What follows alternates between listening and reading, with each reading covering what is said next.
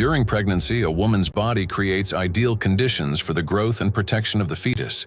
However, even the placenta, the body's primary barrier between mother and child, cannot stop plastic nanoparticles from crossing through. A research team led by Antonio Ragusa made a landmark discovery when they detected microplastic particles in the human placenta for the first time. Their findings showed that plastic can penetrate a place where no artificial material had ever been found before, the very environment where new life begins.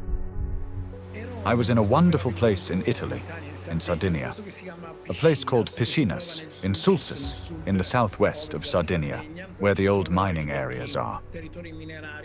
It's a very remote, beautiful spot where there's nothing around for 6 or 7 kilometers. While I was walking, I suddenly saw these bright, colorful, sparkling things on the beach.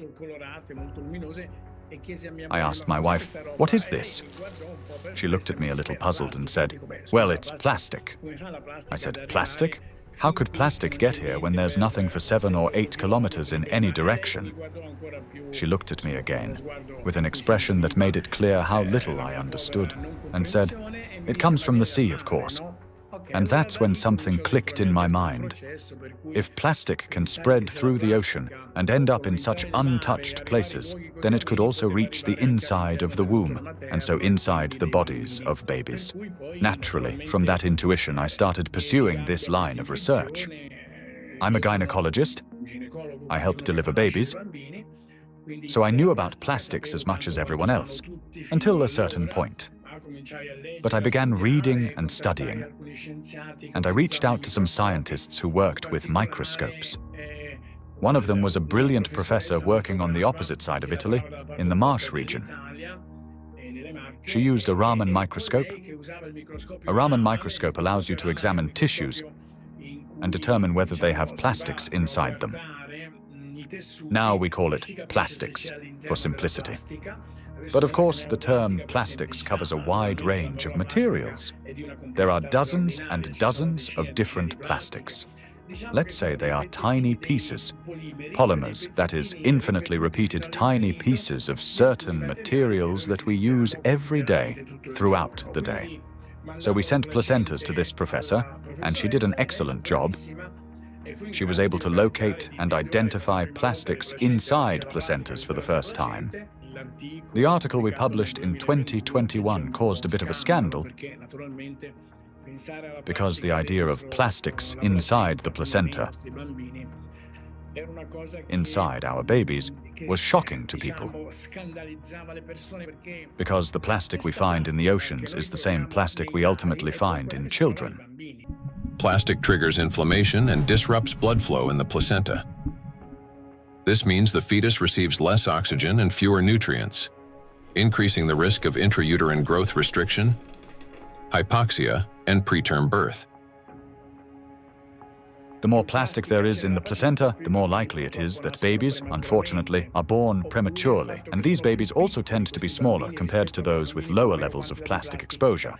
We have to recognize that premature birth is the main problem facing humans today. In Italy, it's about 7%. In the United States, where the healthcare system is clearly less effective than Italy's, 12% of babies are born prematurely.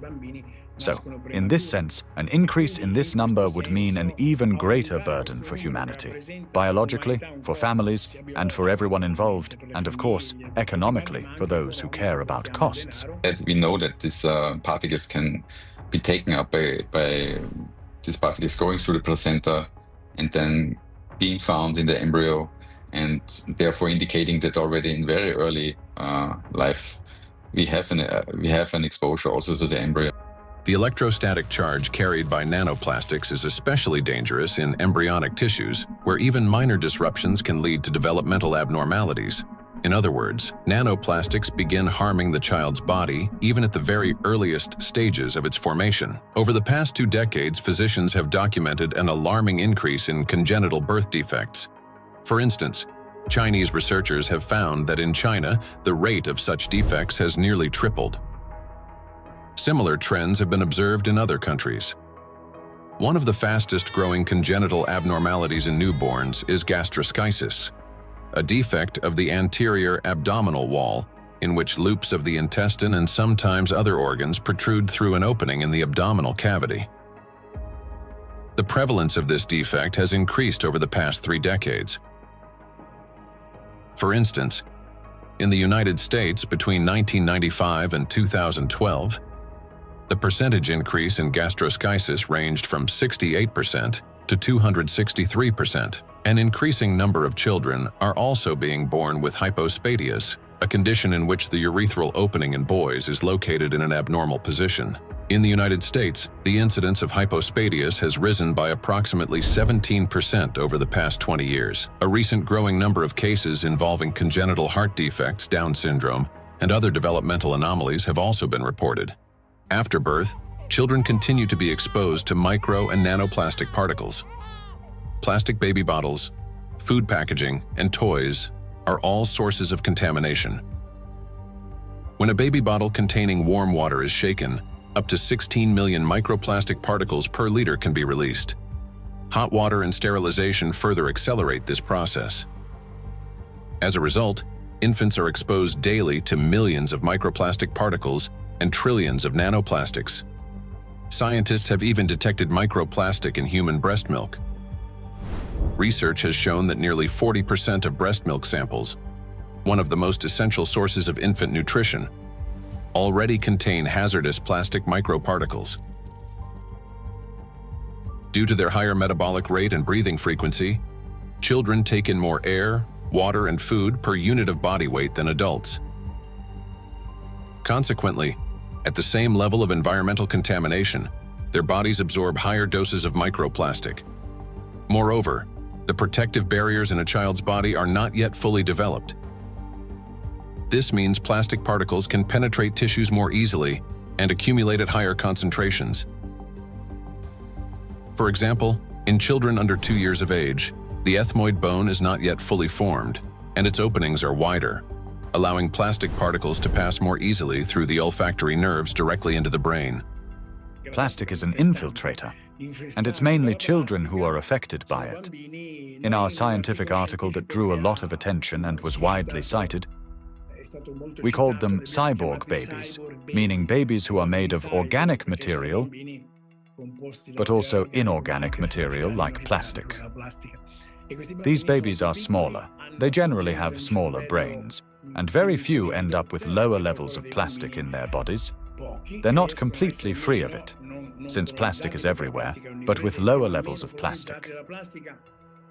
Because of the electrostatic charge of micro and nanoplastic particles, as well as the presence of bisphenols and phthalates, the endocrine and reproductive systems of children are particularly vulnerable.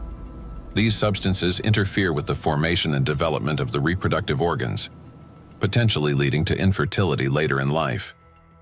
Given scientific projections that by 2045 humanity could face widespread infertility, children born after 2020 may have a high likelihood of being unable to conceive their own offspring.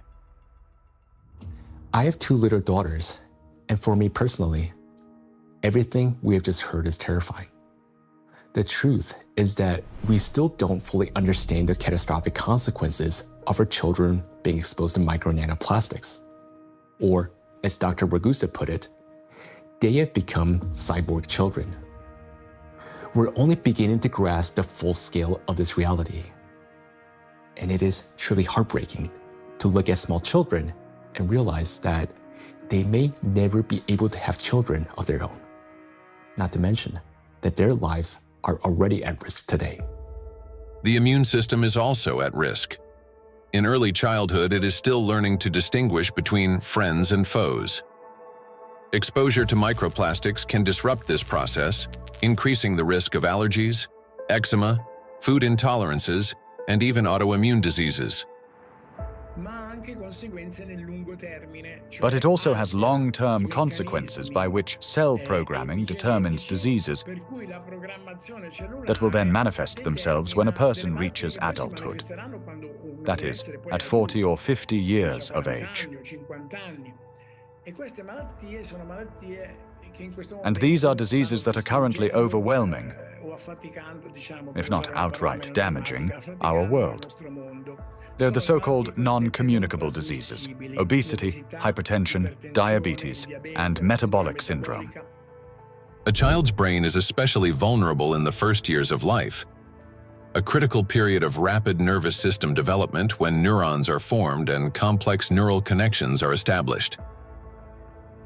However, electrostatically charged nanoplastic can interfere with these delicate processes by inducing inflammation, damaging immature nerve cells, and impeding their development.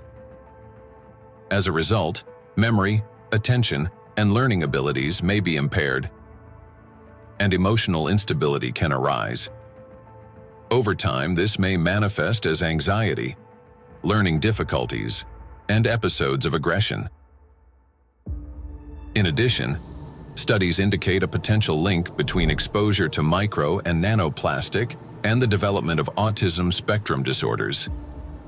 Given the breadth of damage that electrostatically charged micro and nanoplastics can inflict on the human body, the scientific community may need to examine their possible role in the rapid rise of autism more closely. For me as a father, it is heartbreaking to realize how truly defenseless our children are. Micro and nanoplastics start affecting them from the very moment of conception, persist throughout fetal development, and continue their impact after birth. Unfortunately, the illnesses that we have already discussed are not the only conditions that micro and nanoplastics can trigger in children.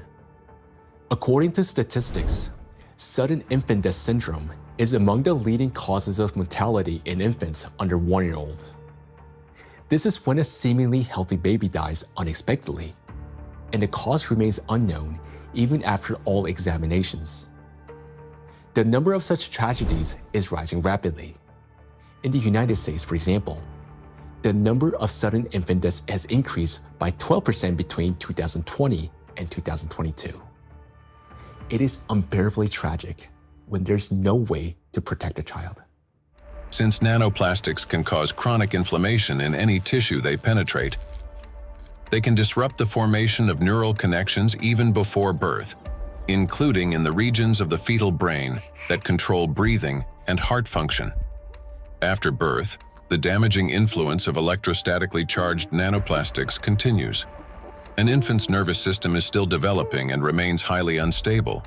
Therefore, even minor disturbances in signal transmission can lead to respiratory or cardiac arrest. These very functions are often impaired in infants who die from sudden infant death syndrome. Moreover, when micro and nanoplastics damage mitochondria, the affected cells begin producing less energy. To compensate for this deficit, they increase the number of copies of mitochondrial DNA and expand their population of mitochondria. Studies have shown that children who died from sudden infant death syndrome had a significantly higher number of mitochondrial DNA copies in their cerebral cortex compared with control groups, suggesting that this number may serve as a biomarker in cases of sudden infant death syndrome. Thus, exposure to micro and nanoplastics may be a key factor in the development of sudden infant death syndrome, as well as in a range of pathologies that contribute to premature infant mortality. We are unable to protect ourselves, and worst of all, our children from the effects of micro and nanoplastics. While modern diagnostic equipment capable of accurately identifying the true causes of disease and death is still not available everywhere, we can say with high degree of confidence that nanoplastics contribute to the development of many illnesses and may accelerate their progression. In those rare cases where detailed postmortem examinations were conducted, researchers have found significant amounts of micro-nanoplastic particles precisely in the affected organs and tissues. For example, in brain tissues, atherosclerotic plaques, malignant tumors, and other pathological formations. But despite millions of deaths every year, such investigations into the presence of these plastic particles are carried out only in isolated cases. There are two main reasons for this. First, many laboratories simply lack the equipment required to reliably detect micro and nanoplastics. Second, doctors and researchers, they rarely consider the possibility that these particles could potentially influence the development or outcome of the disease. Consequently, medical reports continue to list familiar diagnoses, although behind them may lie an overlooked factor: the impact of micro and nanoplastics on the human body. I understand that hearing this part of our investigation may have been very difficult. It was for me as well, believe me. But the impact of micro nanoplastics on all of us is not something we can continue to ignore. This is a crisis already underway, one that remained unnoticed for so long because the threat has been working silently within. Every day, and I'm not talking about every year or every month, but every single day, the amount of micro and nanoplastics around us continues to increase. Large plastic waste constantly breaks down into smaller particles, and these particles eventually enter our bodies through the food we eat, the water we drink, and the air we breathe. This means that with every meal, every sip of water, and every breath, huge quantities of nanoplastics enter our bodies and begin their destructive work. Their harmful effects on our cells grow in direct proportion to their concentration. And this is a scientific fact. What's even more alarming is that today, there is already so much micro nanoplastics accumulated in the ocean that it will be enough to destroy the entire biosphere, including humans, at least 3 times over. When we hear about threats of such magnitude, our instinct is to run away from them. And I understand that. It may feel like the only logical response is to eliminate plastic from our lives completely, or better yet, to take our family and move to some pristine corner of our planet. But would that really solve the problem? In fact, where could we possibly go to escape micro and nanoplastics?